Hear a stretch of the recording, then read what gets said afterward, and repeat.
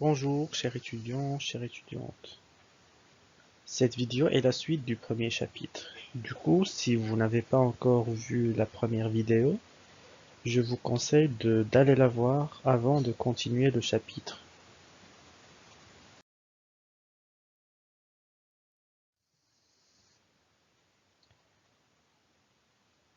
Maintenant, on passe au type d'audit. Une première distinction est faite entre audit interne et audit externe.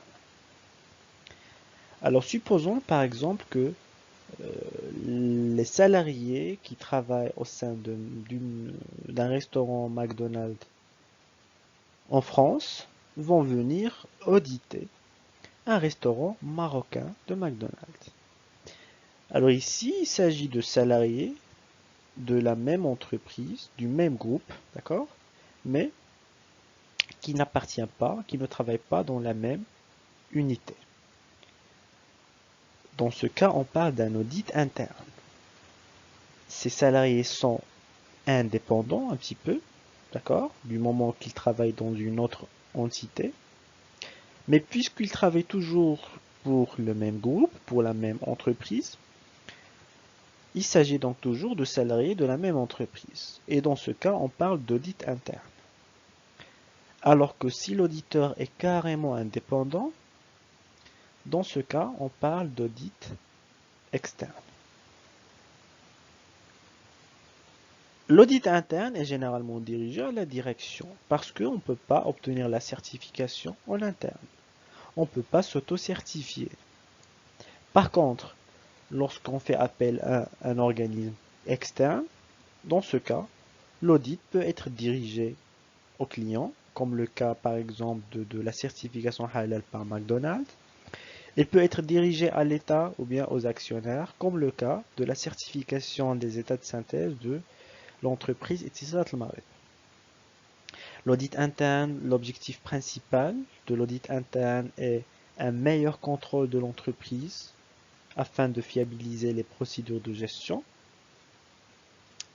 Donc les résultats de l'audit interne sont généralement utilisés dans une perspective d'amélioration en interne, alors que l'audit externe est généralement fait pour la certification. Ce n'est pas toujours, d'accord, mais généralement pour la certification. Une dernière distinction doit être faite entre l'audit légal et l'audit contractuel. Alors rappelons que cette distinction concerne principalement l'audit comptable et financier. Alors l'audit légal est tout simplement l'audit qui est imposé par la loi. Par exemple, une société anonyme est dans l'obligation de recourir à un ou plusieurs commissaires aux comptes. Une société à responsabilité limitée dont le chiffre d'affaires annuel dépasse 50 millions de dirhams hors taxes est aussi dans l'obligation de recourir à un ou plusieurs commissaires aux comptes qui vont auditer les états de synthèse de l'entreprise. L'objectif de l'audit légal est donc la certification des états de synthèse et c'est un audit qui est imposé par la loi. L'auditeur dans ce cas, il doit être un commissaire aux comptes, c'est-à-dire un expert comptable, donc une personne qui a suivi une formation d'expertise. En plus, il doit être inscrit à l'ordre des experts comptables. Par contre, les entreprises qui n'ont pas l'obligation de faire un audit légal peuvent recourir à un expert comptable, à un simple expert comptable, ou bien un commissaire aux comptes dans une mission contractuelle, c'est-à-dire qui n'est pas imposée par la loi. L'objectif dans ce cas est soit de se préparer à l'audit légal, dans le cas où l'entreprise entre dans le champ d'application de commissariat aux comptes, ou bien de s'assurer de la fiabilité des documents comptables si l'audit légal n'est pas obligatoire. La notion d'audit ne doit pas être confondue avec la notion du contrôle interne. Le contrôle interne peut être défini comme étant l'ensemble de mesures, de procédures, de contrôle comptable ou autres que la direction de l'entreprise définit, applique et surveille, sous sa responsabilité bien évidemment, afin d'assurer la protection du patrimoine de l'entreprise et la fiabilité des renseignements comptables et des comptes annuels qui en découlent. Alors, je m'explique. Si on prend le cas de l'entreprise Margin, alors on constate que lorsque l'entreprise achète les marchandises auprès de ses fournisseurs, ces marchandises sont scannées via Codabar avant de les stocker. Même chose, lorsqu'on l'entreprise vend des marchandises, ces marchandises sont scannées donc euh, par la caissière ou bien le caissier, et du coup la facture elle est automatiquement établie. Alors ça, c'est une procédure de contrôle interne qui permet de minimiser les risques comptables en matière de stock, d'écart d'inventaire, écart entre stock physique et stock informatique. Le fait que la facture s'établit de manière automatique permet donc de minimiser les erreurs liées donc à l'établissement des factures. Plus que ça, la facture elle est directement enregistrée via un logiciel de gestion intégré, d'accord?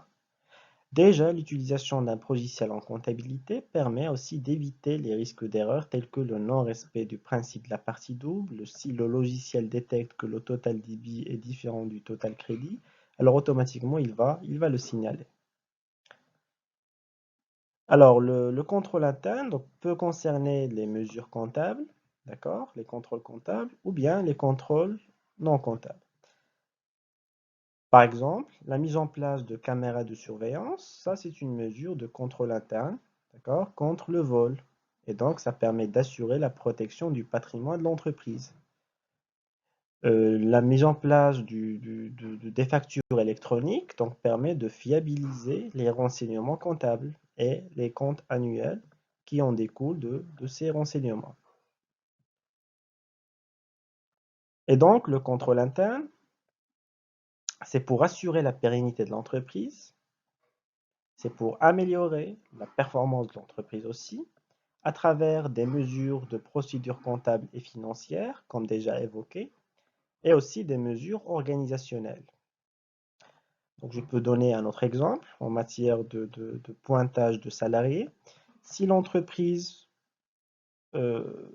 pratique un système de pointage à l'entrée et à la sortie des salariés, via carte électronique par exemple, cela va minimiser les risques d'erreur en matière du contrôle d'absentéisme, d'accord?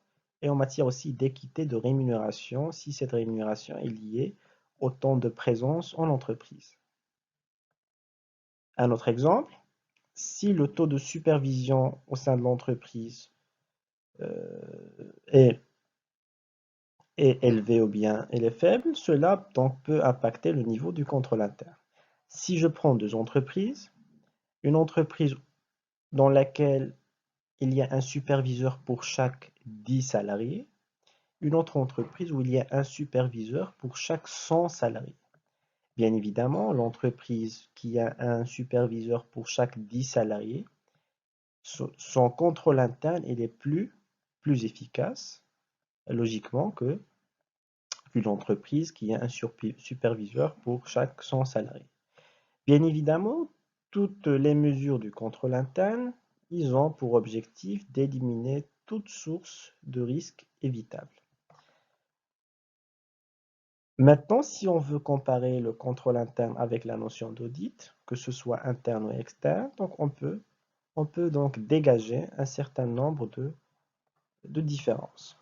En matière de périodicité, les mesures du contrôle interne sont des mesures qui doivent être mises en place de façon continue, de façon permanente. Alors que l'audit, que ce soit interne ou bien externe, c'est une mission qui est ponctuelle, qui prend début à une date et qui prend fin à une autre date. D'accord? Donc ça peut durer 2 jours, 3 jours, une semaine, mais c'est une mission, d'accord, qui a un début et une fin. Deuxième critère de distinction, quels sont les acteurs concernés? Concernant le contrôle interne, toute personne de l'organisation est concernée par le contrôle interne. D'accord? tous les salariés doivent participer au contrôle interne. Alors que pour l'audit interne, il doit être mené par un auditeur ou bien des auditeurs, c'est-à-dire des professionnels compétents. Dans le cas de l'audit interne, l'auditeur doit être membre de l'organisation à condition d'être indépendant de la direction. Pour l'audit externe, donc, il doit être mené par des professionnels compétents externes à l'entreprise. Le contrôle interne, il intéresse tous les domaines de l'entreprise, donc n'importe quel domaine qui présente un risque évitable. On peut implanter des procédures de contrôle interne, alors que l'audit, il concerne uniquement et spécialement l'objet audité. Pour l'audit comptable et financier, donc cela concerne les états de synthèse de l'entreprise. Pour l'audit qualité, donc il concerne le système de management de la qualité et ainsi de suite. L'objectif du contrôle interne est bien évidemment la détection et la prévention des irrégularités, alors que pour l'audit, il permet de diagnostiquer et de proposer des recommandations. Et le cas échéant, pour l'audit externe, il permet donc la certification donc, que ce soit des comptes, dans le cas de l'audit comptable et financier légal, certification halal, certification ISO 9001 et ainsi de suite. Vu qu'il y a plusieurs types d'audits et qu'on ne peut pas les aborder tous à la fois, on va se consacrer dans la suite de notre cours à l'audit comptable et financier. Donc, il s'agit, donc, comme vous le savez, de l'audit des états de synthèse de l'entreprise. L'audit comptable et financier, il peut être légal, imposé par la loi, comme il peut être contractuel. Heureusement, la démarche suivie pour l'audit contractuel est la même, est généralement la même que celle suivie lors de l'audit comptable et financier légal. Alors, on va exploiter cette partie pour expliquer trois notions, donc l'assurance, l'importance significative, et on va revenir sur les types de certification. Alors, quelle est la finalité de l'audit comptable et financier légal? Alors, la finalité est tout simplement de donner une assurance raisonnable pour les tiers de l'entreprise, les actionnaires, l'État, ainsi de suite. Le terme assurance désigne la satisfaction de l'auditeur quant à la fiabilité d'une déclaration formulée par l'entreprise. Lorsque l'entreprise établit les états de synthèse, on peut considérer les documents comme une déclaration dans laquelle l'entreprise déclare son résultat, son chiffre d'affaires, son actif et ainsi de suite. Le fait que l'auditeur certifie les états de synthèse, cela signifie que l'auditeur il est satisfait quant à la fiabilité de cette déclaration. Du moment que l'auditeur est satisfait de la déclaration de l'entreprise, cela permet de transmettre une assurance pour les partenaires qui sont concernés par les états de synthèse. Alors, comment l'auditeur va donner une assurance? En vérifiant qu'il n'y a pas une importance significative de l'objet audité avec le référentiel. Ça veut dire quoi une importance significative? Cela veut dire tout simplement un écart qui risque de faire changer les décisions des partenaires de l'entreprise. Supposons que l'entreprise déclare que son résultat de l'exercice est 1 million de dirhams. Supposons que le commissaire aux comptes il a vérifié l'intégralité des factures. Elle a trouvé que uniquement une seule facture d'un montant de 200 dirhams n'a pas été enregistrée. Donc l'auditeur il a vérifié la totalité des pièces justificatives en comptabilité et la seule erreur était une facture de 200 dirhams. Cela veut dire que le résultat déclaré d'1 million de dirhams n'est pas correct. Il est décalé du vrai résultat par un montant de 200 dirhams. Mais la question qui se pose, est-ce qu'un écart de 200 dirhams par rapport à 1 million de dirhams est un écart qui est significatif, est un écart qui va faire changer les décisions des actionnaires en matière d'investissement en actions de cette entreprise ou pas? Pas forcément, pas. Donc, cet écart n'est pas significatif. Et du coup, l'auditeur, il définit ce qu'on appelle des seuils de signification. Il s'agit d'un montant. Une fois l'écart dépassé, l'erreur dépasse ce montant. Dans ce cas, l'auditeur considère que l'erreur, elle est significative. Au-dessous, moins que ce montant-là, l'erreur n'est pas significative et l'auditeur certifie quand même les états de synthèse de l'entreprise. Je reviens ici pour le terme raisonnable parce que l'audit permet de donner une assurance. Alors comme le cas de McDonald's, le fait que Imanor certifie les restaurants et les produits de McDonald's halal, cela donne une assurance, cela permet d'assurer les clients sur la qualité des produits et le respect des règles de la charia. Maintenant, est-ce que cette assurance est absolue et à 100% ou bien c'est une assurance qui est raisonnable à un degré élevé, mais pas à 100%? Bon, la réponse c'est que l'audit permet de donner une assurance qui est raisonnable et ne peut pas donner une assurance qui est absolue. Je donne un exemple. Supposons, prenons le cas de l'entreprise Marjan, chaque jour, on établit des centaines de factures. Imaginez à la fin de l'année combien de factures doivent être vérifiées par le commissaire aux comptes. Est-ce que le commissaire aux comptes va tout vérifier? Déjà que pour les factures, c'est déjà énorme. En plus des autres pièces comptables à vérifier, généralement, lorsque la taille de la population elle est très grande, l'auditeur procède par un échantillonnage. D'accord? Et en procédant par échantillonnage, l'auditeur peut se tromper. Il peut parfois tirer que les bons éléments, il peut parfois tirer que les mauvais éléments, et cela risque donc d'impacter sa décision, d'accord, de manière erronée. Et du coup, on ne peut pas considérer que l'audit permet de donner une assurance absolue, mais il donne uniquement une assurance qui est raisonnable. Alors concernant la certification, dans son rapport de fin de mission, le commissaire aux comptes donne son avis et prend l'une des trois décisions suivantes. Soit il va certifier les comptes sans réserve, sans remarque, soit il va certifier, mais avec des réserves, avec des remarques, lorsqu'il y a des erreurs non significatives.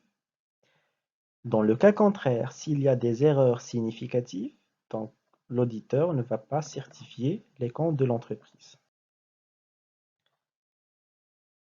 L'opinion qui est émise par l'auditeur est une opinion personnelle.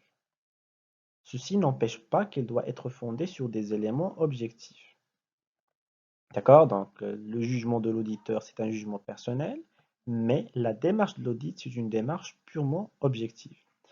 Et du coup, dans le cadre de l'objectivité, l'auditeur doit réaliser un certain nombre de vérifications, d'accord, qu'on appelle, dans le langage de l'audit, les diligences. Les diligences sont les activités et les vérifications réalisées par l'auditeur pour s'assurer de la conformité de l'objet audité.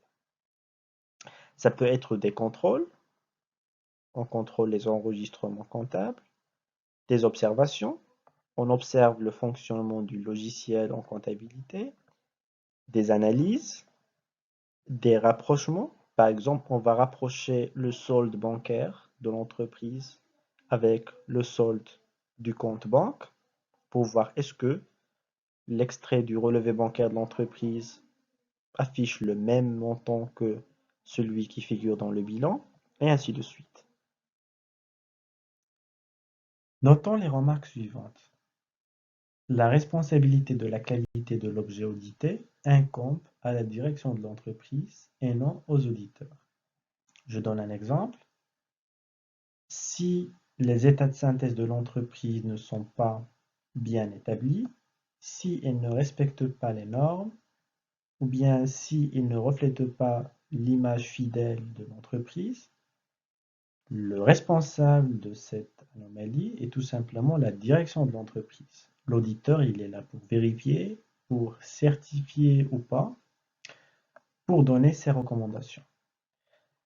La responsabilité de l'auditeur est pourtant engagée dans deux situations. C'est-à-dire que l'auditeur doit faire attention à deux situations dans lesquelles il est responsable pour ne pas commettre une faute professionnelle. Alors, première situation, lorsque l'auditeur n'accomplit pas les diligences requises ou bien les vérifications nécessaires. Supposons que pour une entreprise, qu'il y ait beaucoup de pièces justificatives, par exemple beaucoup de factures, et que l'auditeur n'a pas pris un échantillon représentatif. Une entreprise qui a 1 million de factures annuellement, alors que l'auditeur il a pris uniquement un échantillon de 20 factures. Alors les vérifications qui ont été faites par cet auditeur ne sont pas suffisantes pour fonder son opinion. Et du coup, l'auditeur est responsable dans ce cas. Deuxième cas de figure, lorsque l'auditeur commet une erreur de jugement, soit en certifiant les comptes d'une entreprise dans lesquels existent des erreurs significatives, ou bien en refusant de certifier les comptes d'une entreprise dans lesquels aucune erreur significative n'est présente. Une autre notion, il s'agit des éléments probants.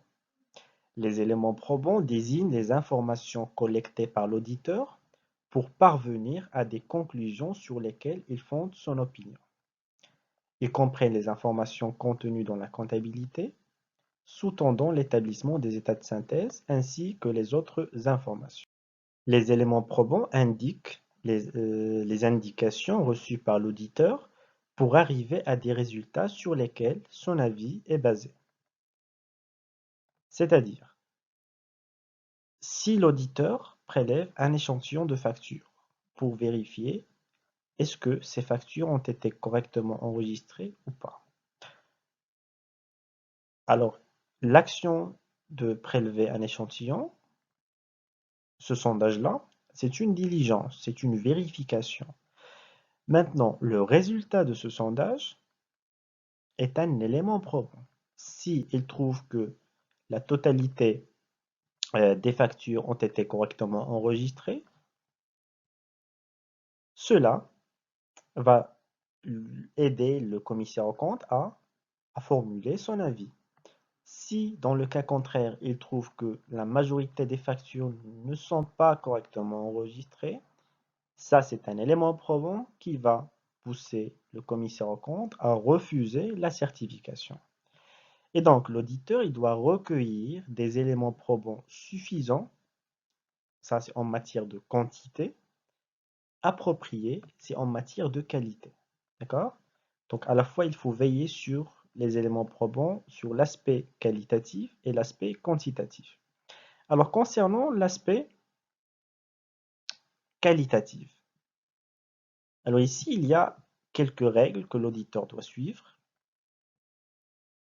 Par exemple, les éléments probants de sources externes indépendantes de l'entreprise sont plus fiables que les éléments probants de sources internes.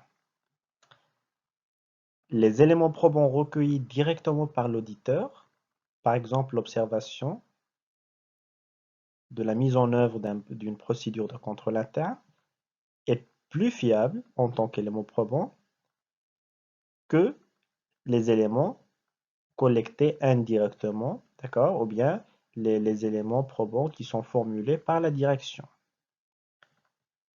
Il faut aussi tenir compte du degré d'efficacité du contrôle interne. Plus le contrôle interne de l'entreprise est efficace, plus l'auditeur peut se fier aux éléments probants de source interne. Les éléments probants sont plus fiables lorsqu'ils sont sous forme papier, d'accord, que ce soit électronique, papier, document, etc.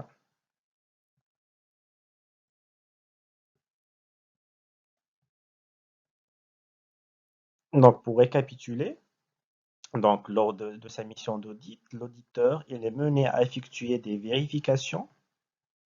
Ces vérifications sont appelées des diligences. Le résultat de ces vérifications, donc ces vérifications permettent à l'auditeur de collecter des informations. Ces informations collectées sont appelées des éléments probants. L'auditeur se base sur les éléments probants. En d'autres termes, l'auditeur se base sur les résultats des diligences pour formuler son opinion. Dans le cas de l'audit comptable et financier légal, donc il s'agit de certification ou refus de certification. Dans le cas de l'audit comptable et financier contractuel, donc il s'agit de recommandations. Alors, récapitulons l'ensemble des éléments que nous avons vus pendant le chapitre. On va reformuler une définition d'audit qui est plus développée en utilisant le lexique que nous avons vu ensemble lors de ce chapitre. Et donc l'audit est un examen, est une vérification qui est faite par un ou plusieurs auditeurs, donc les professionnels qui doivent être indépendants. Ces auditeurs, ils font un ensemble de vérifications qu'on appelle des diligences.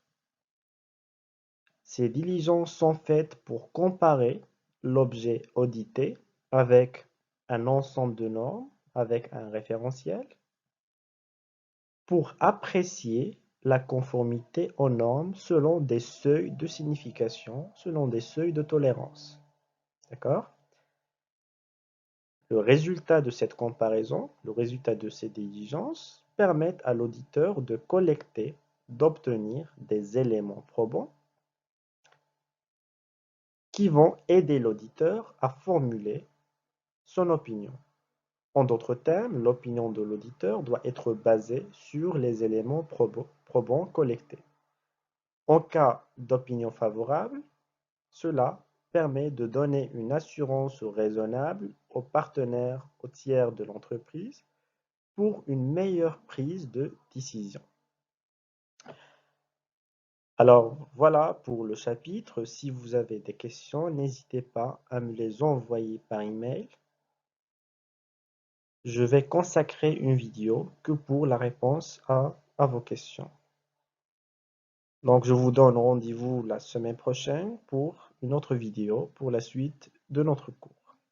Merci pour votre attention.